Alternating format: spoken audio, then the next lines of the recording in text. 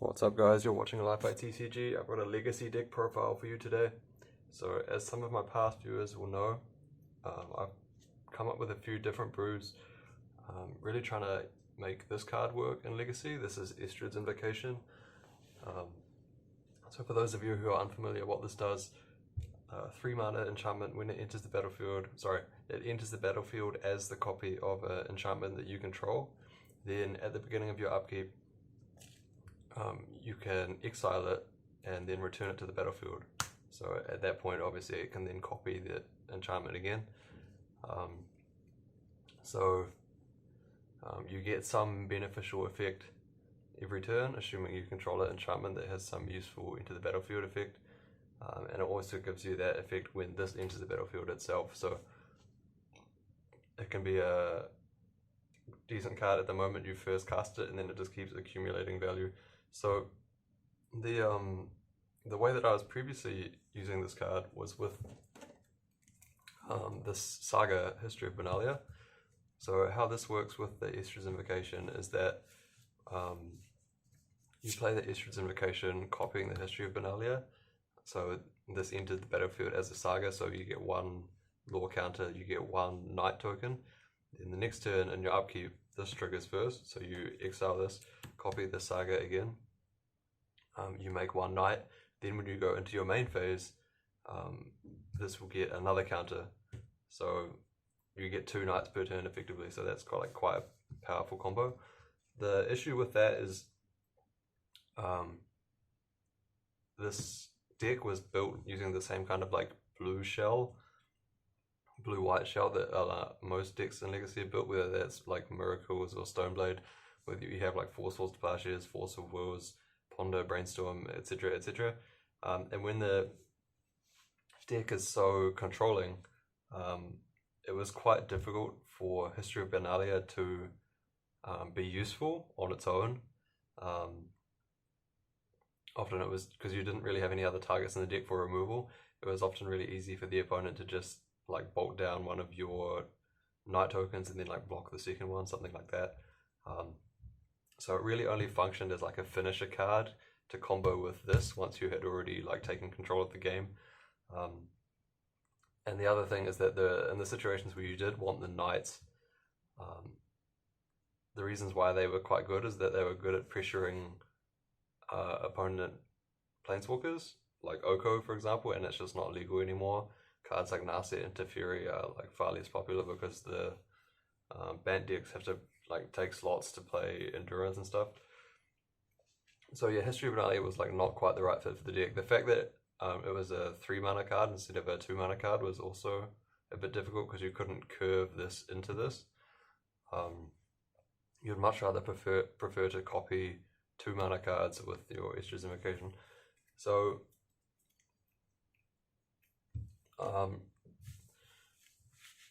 I'm taking the deck in quite a slightly different direction, and you'll get an idea of what that might be when I show you the mana base. So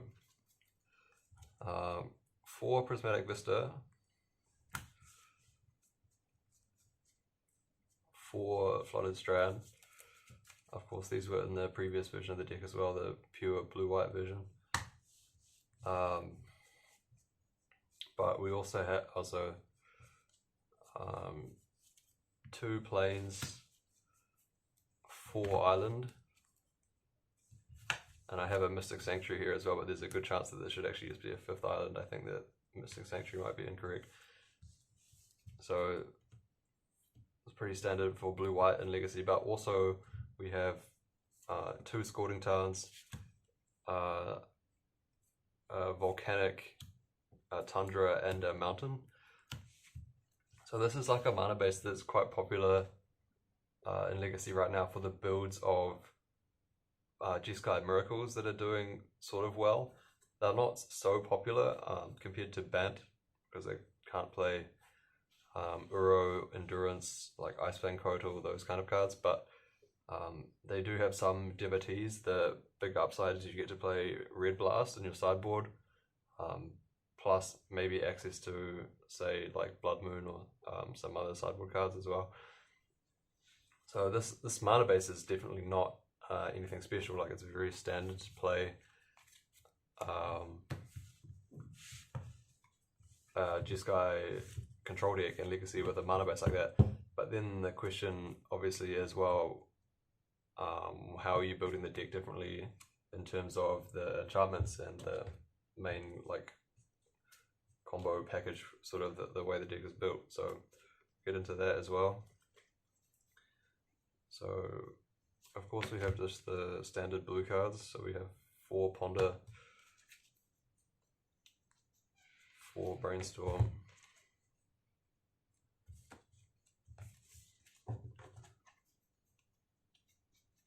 4 Source of Plowshares,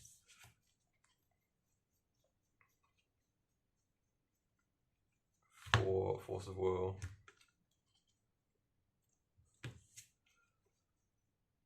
2 Force of Negation, and 2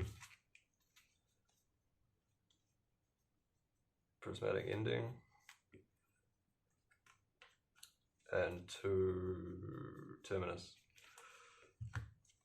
So this is pretty standard. Of course, the having 3 colors means you can play Prismatic Ending, which is one of the strongest spells for a control deck. It's like one of the best removal spells ever printed. Terminus is just good versus any creature decks. Again, these spells are all like super standard for a Legacy control deck. But the problem, of course, is that we haven't seen any enchantments yet, so we don't have any targets for our Estrid's Invocation, so let's get into that.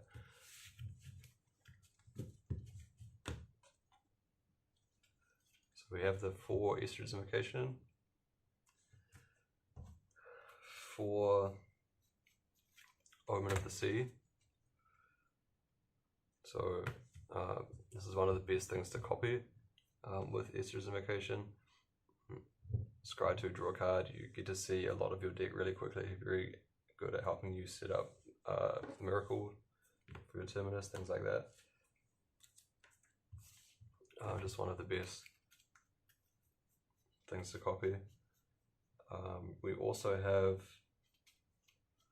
2 Spreading Seas. So these are okay. The main reason is just that the deck really wants like a higher density of targets for this. So if you were allowed to, you might play like 5 or 6 copies of Omen of the Sea just because it's that good. But Spreading Seas is like pretty decent. It destroys Urza's Saga while drawing a card. It's good versus like Cloud Post stuff, which is usually the difficult matchup for control. Versus like Dark Depth or something like that, it can occasionally do something relevant as well. But it's mostly just like a 2 mana blue enchantment that draws a card when it enters the battlefield. You can play like Confounding Conundrum as well, maybe. That card's alright, but I just think Spreading Seas is a little bit better, and there's not really any other decent choice. So yeah, that's what that's about. 2 Counterbalance, which is like a little bit of an unorthodox choice right now. Counterbalance not so popular, but I find that it does get a little bit better in this deck when you have the Omen of the Sea. So you have like way more instant speed ways to manipulate the top of your library, whether that's casting the enchantment at instant speed because it has flash, or activating the scry ability on it by sacrificing it. You're just like a little bit more consistent at flipping the right number with Counterbalance, so I think it's a solid choice. You can copy it with Invocation as well, which doesn't appear to do much, but like if your opponent casts a spell and you get 2 Counterbalance triggers, you can use the first one to see if you successfully counter or not, and then if not, then you can respond with like a Brainstorm or something like that. So that's like kind of corner case, but worth knowing about. But the real breakthrough and the like red card that is being played in the main deck is I have 2 Omen of the Forge as well.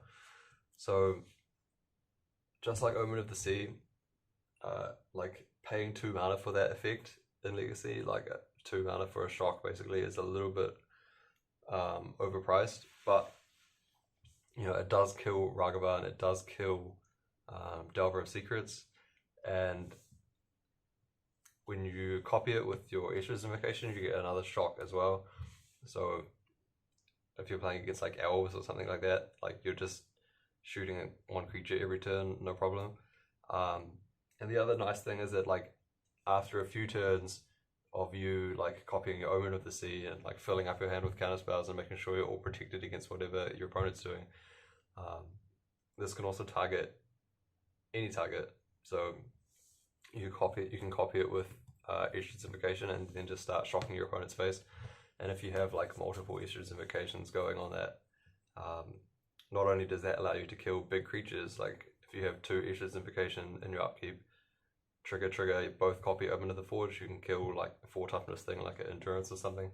But also you start targeting your opponent, so their life just goes down. It's like a one-sided sulfuric vortex basically.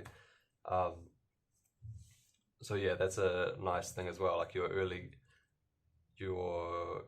game removal option like transitions into your finishing spell, which is obviously a nice angle for a control deck to be able to have. And then the last 4 cards in the main deck, 1 Jace, just to have another way to win the game. Obviously it's a powerful card, lets you set up your miracles and things like that more reliably. Repeatedly brainstorm to make sure you can have your counterbalance on the right number. Yeah, most control decks are still playing 1 or 2 copies of Jace. Then I also have 1 Court of Cunning. So this is also can be a win condition, just by milling your opponent out quickly. It's also good to copy it with Estrid's Invocation because you make yourself the monarch in your own upkeep, then you draw a card at the end of the turn. Yeah, that's pretty nice.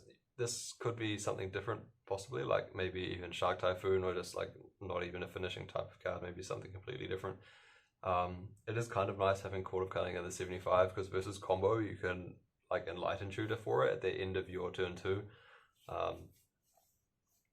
So then you have like a very cheap way that is like pressuring your opponent because they're going to mill out if they don't deal with it, but it also starts drawing you more cards to have counter backup. So I think it's a pretty nice option to have in the 75, but yeah, maybe it's like too risky to play at main deck, or like not the right card. Maybe you'd rather have something different like Shark Typhoon, like I said, or something like that. But yeah, I think it's probably fine. You could even have like a 3rd Omen of the Forge or that kind of thing. It's pretty flexible. Next card is 1 Detention Sphere. So like you'd never see anybody playing this card in a different deck or a similar deck like normal Jeskai or Band Control, just because its role has been taken over by Prismatic Ending, obviously. But when you can copy it with Estrid's Invocation, it gives you some quite nice utility. Also at the moment it's good versus construct tokens because it exiles all the targets with the same name, so you can like blink Estrids on it to copy it, then you exile the tokens, and then when you blink it to do something else later, obviously the tokens don't come back because they all got exiled. So that's a nice thing to be able to do.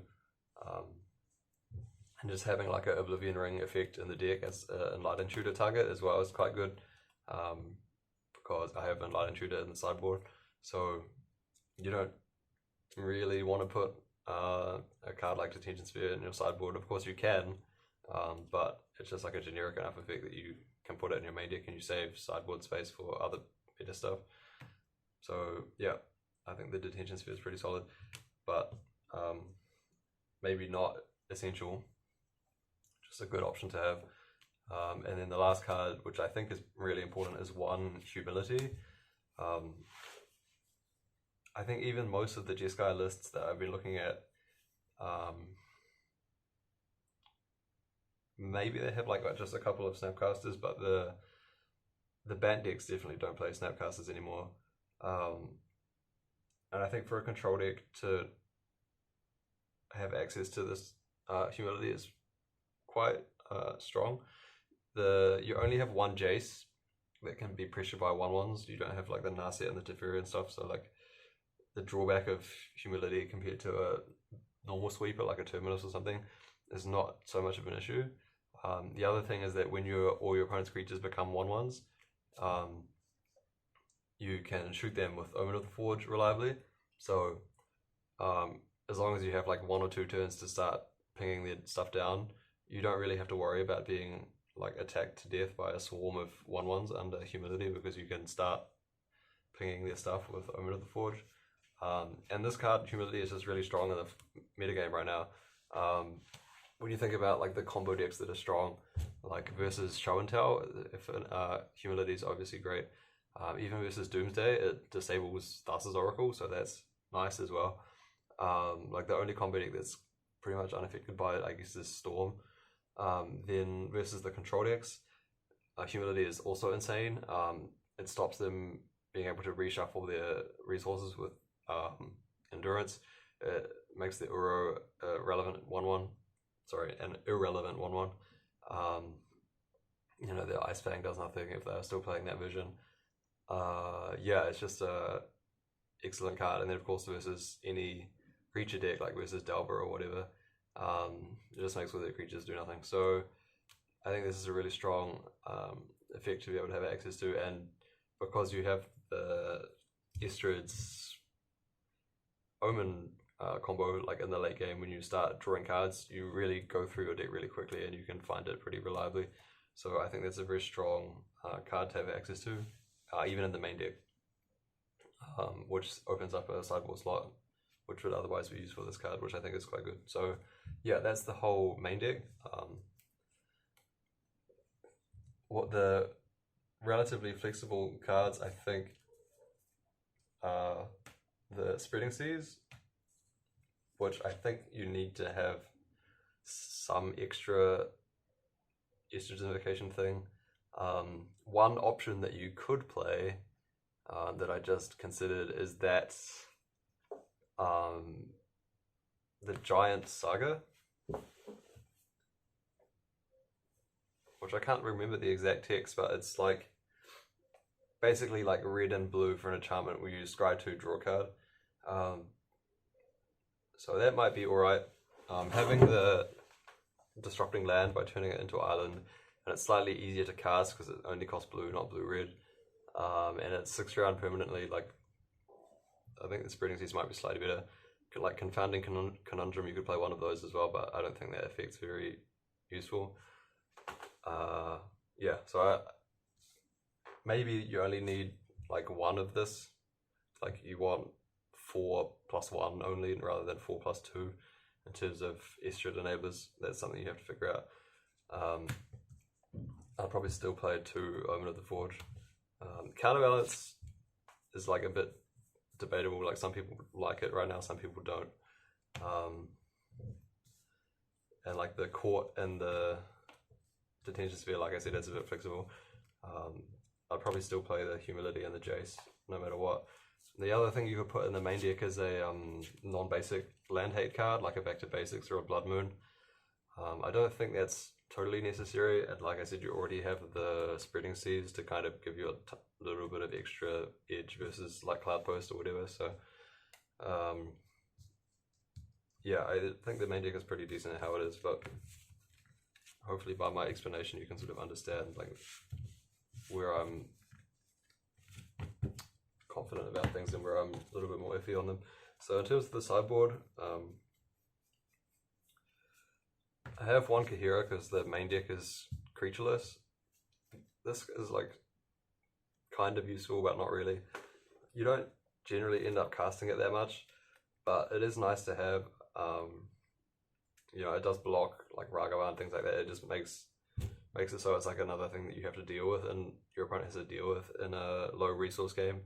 And in like control mirrors and stuff, you just put it in your hand and then you brainstorm it back and shuffle it away. It's just like 3 mana to like draw a card out of nowhere, which is pretty decent. I mean, it's not the most exciting thing, but the free resource can make a difference. I think it's probably better than the 15th sideboard card, but it's actually relatively close.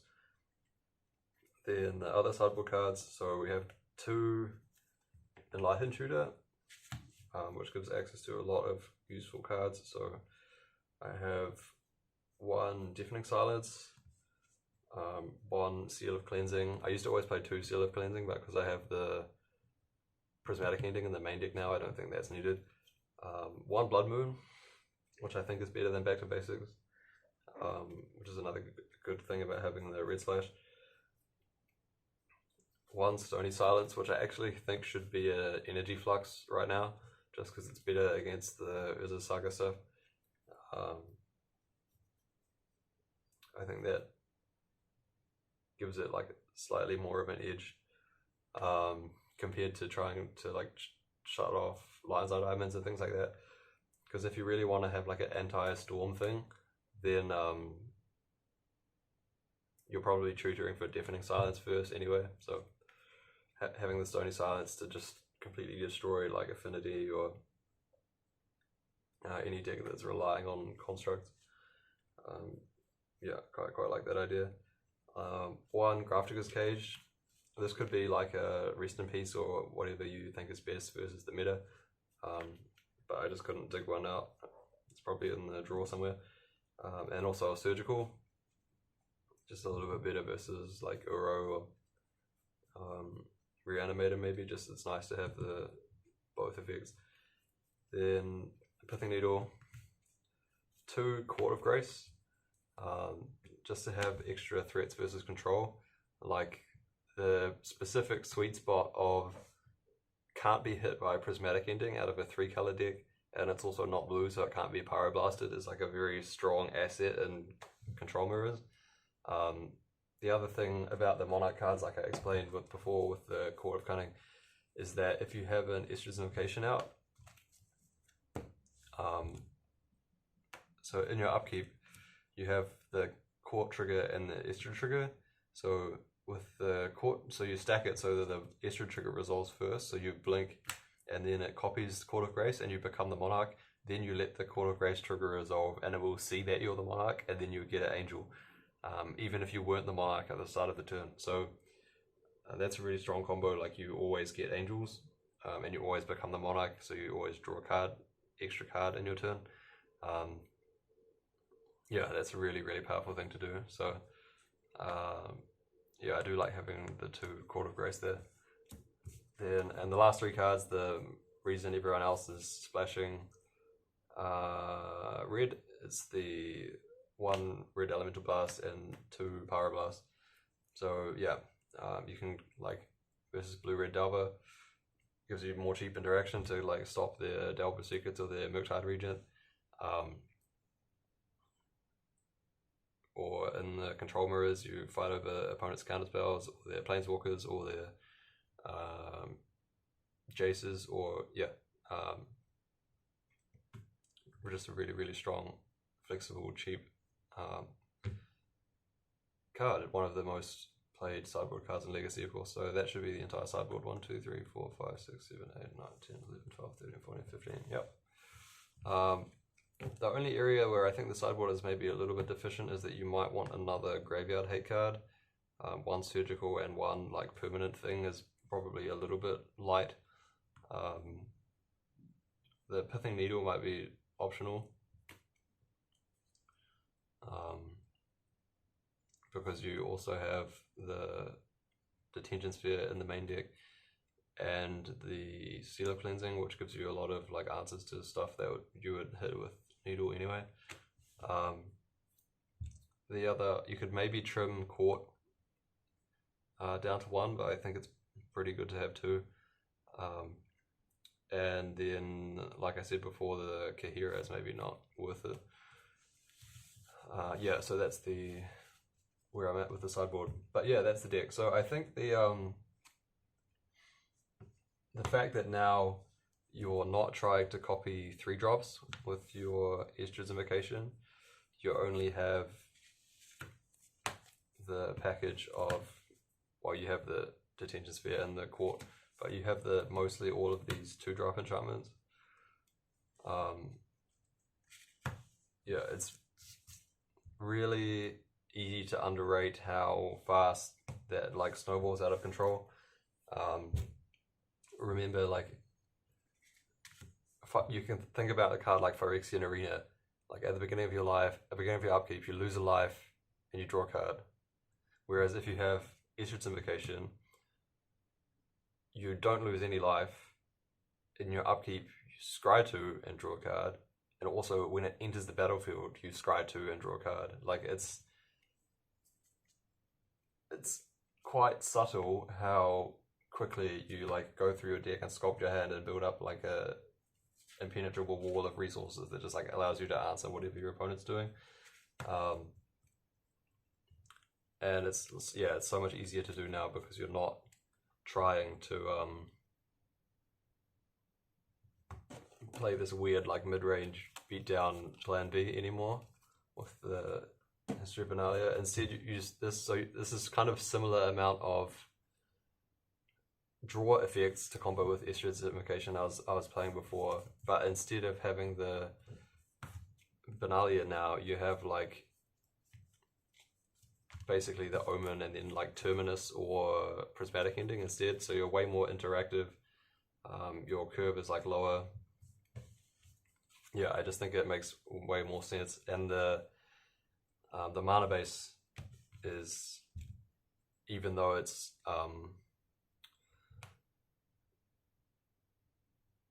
3 color now rather than 2, the fact that you don't need to have double white by turn 3 so reliably to cast these actually means the mana is probably like the same, if not even better than it was in the blue-white version.